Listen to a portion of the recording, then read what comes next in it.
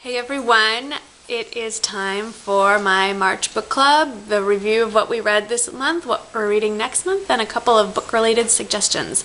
And I know in my favorites video for March I said I'd have some books and then I didn't. Because as I got into it I realized I would have rather just kept them here. I didn't have any books this month I read that were just amazing, which I'll get into later, but I'm still working my way in between all the other books I'm reading. I'm still kind of piecing my way through my second read of all the J.D. Robb in Death books, so getting to the end, but those are excellent, but there's, you know, like close to 40 of them, so that's going to take me a little while. So that's really what I've still been reading. How many months in a row do you want to sign on and hear me babble on about those books? So you know what, I just realized, even though this is a book-related video, I don't have any lipstick on, so let me come back. Sorry about that. Just put on a little Berry M lipstick in 129. Love it. And follow that up with Revlon Lilac Pastille. Okay, back to the books. So, this month's selection was Sarah's Key by Tatiana, I'll put it in the description box, but I think it's Tatiana de Rosnay.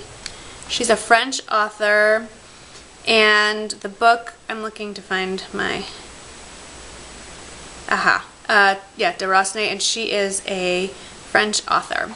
And, and there's a fly. What to say about this book? It was very well written. This fly is making me crazy. It was very well written. It was a beautifully written book.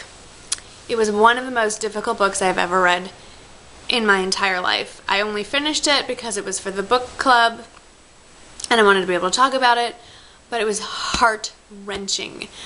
The book is two stories. One takes place in France in 1942, during World War II in Paris, and the other one takes place in Paris as well, but in modern times. And the first story, the 1940s France, is about a fictional account of a historic event. I am going to completely... Do you hear that wind? Wow. Okay. It's about a... I should probably edit that out, but that is some serious wind gusts, 45 and up. Anyway, okay. Focus Morning. I feel like I'm on BlogTV. These are what my BlogTV sessions are like, if you're wondering. They're all over the place. So it's the account of when the French police rounded up approximately, I'm going to bungle the numbers, about, I don't know altogether, but basically all the Jews in Paris. They rounded them up, they put them in a velodrome, which is a stadium to watch bicycle races. They separated the adults from the children. They sent them to the camps. There were concentration camps in France. They sent all the adults to Auschwitz, where all of them died, as far as they know. Every single one of the adults died. Many, many, many of the children also died as well. I think approximately 4,000 children. This is all true. But the story is about, a fictional story about a family, a mother and father and their two children, a daughter and then a younger brother, who I think is 3 in the story, and what happens to them.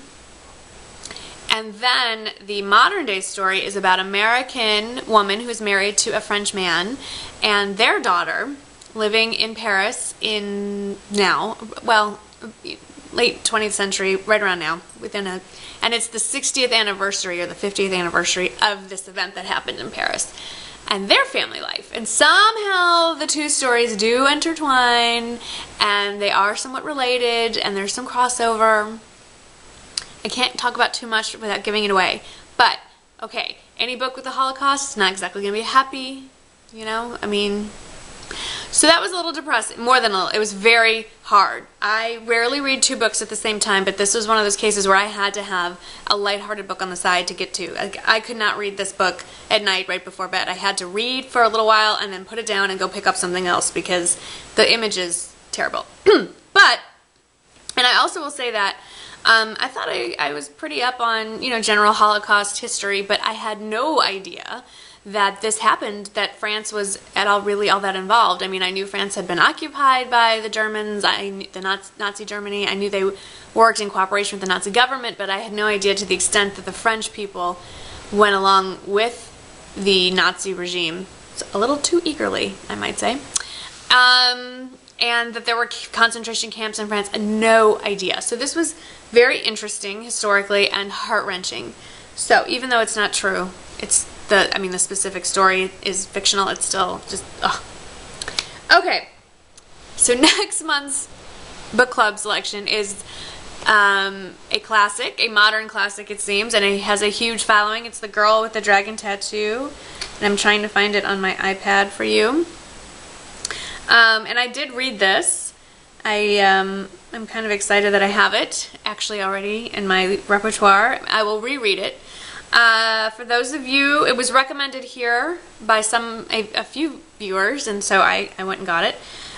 Also, you know, the New York bestseller list and all that. But I will say, for those of you who have not yet read it and you are thinking about reading it, it's a great book. It's fabulous. But the first 50 to 100 pages, not so much. It's a very long book. So just stick with it and you will, I'm trying to find home, there we go. You will enjoy it, but you just have to get past the beginning. There it is. It's this one. Girl with the Dragon Tattoo. It's on my iPad. There it is. And the author is Steig Larsson. It was made into a movie in Sweden, and I think it's been made into a movie here, or is being made into a movie. And it's the first of a series. So I recommend that you read it, and I learned a lot about Sweden. Even though these are all fictional books, I feel like you do learn a bit about where they're taking place or the time period. And it is a mystery, a murder mystery, so it's quite interesting. And I recommend it. Also, we've talked about doing a book club on BlogTV. So, let me know if you're interested. I think it would be a lot of fun, and the book that I want to read and talk about with you guys is, dun-da-da, I feel like Oprah, except I don't have nearly as much money and I'm a little smaller.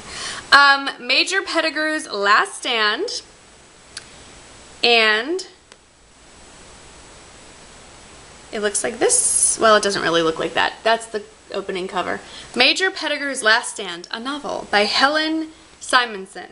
That is the book that I want to talk about on BlogTV, and I don't have an exact date in mind, but I think a month is a good time. So somewhere around the first week of May, I'd like to schedule a BlogTV session.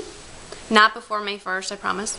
So if you want to read along with me, go pick up a copy, Major Pettigrew's Last Stand. I've seen it at Walmart in paperback, so I know it's there. It's on Kindle. It's not on iBook. I checked. And one last thing I want to recommend. This last month, March, was my birthday, so I don't know how you all do on your birthday, but I kind of reflect on the last however many years. So for me, it's been 38 years. And I was thinking about also books on my birthday, because book club happened to meet on my birthday. And I was thinking about a set of books that I started reading when I was younger that were kind of my first science fiction fantasy books. And I wanted to share them with you, and I still have my copies. I keep them in this little wicker basket. The series is called The Belgariad, and these are old. I have this as my first copy. My mom even wrote my name on the inside cover. So when I got this book in paperback, this is a book that actually the series is now 10 books. When this was released, there were only 5 books in the series, but of those 5 books that were planned to be in the series, only 2 had actually been written. There's a little star next to one saying, you know, forthcoming. But this one was published in 1982, originally. I think I got my hands on it about 1985. I mean, look at it. Look how old. It's yellow. It smells old. I mean, it's great. So this was the first fantasy series I read. It's a good old-fashioned, good and evil quest series. I think the women characters in here are really well written, especially because it's written by a man. The first book is called Pawn of Prophecy. It's by David Eddings. He's gone on to write other things, but this series I think is his best. And if you really like it, there are 5 books in the original series, and then it goes on with a follow-up series. But let's start with the first series. So Pawn of Prophecy from the Belgariad, written by David Eddings. Classic tale, like I said, it's kind of Arthurian. There's a quest. There's a young man. He's people along with him. There's a love interest, of course. So if you like fantasy, I don't even know if this is still in print. It's probably at your library. If you haven't read this, pick it up. You might be surprised. And gosh, I guess I was 12 or 13 when I started reading this. So it's an oldie but a goodie, kind of like me. Anyway, I hope you are all reading something wonderful right now. I hope you'll be able to join me on my BlogTV book club, Major Pettigrew's Last Stand. All the information will be in the description box below. So that's it from me. Have a great day, whatever you're doing. Keep reading, and as always, looking for book suggestions in the comments below. Can't wait to see what you recommend. I'll see you in the next video. Thanks for watching. Bye-bye.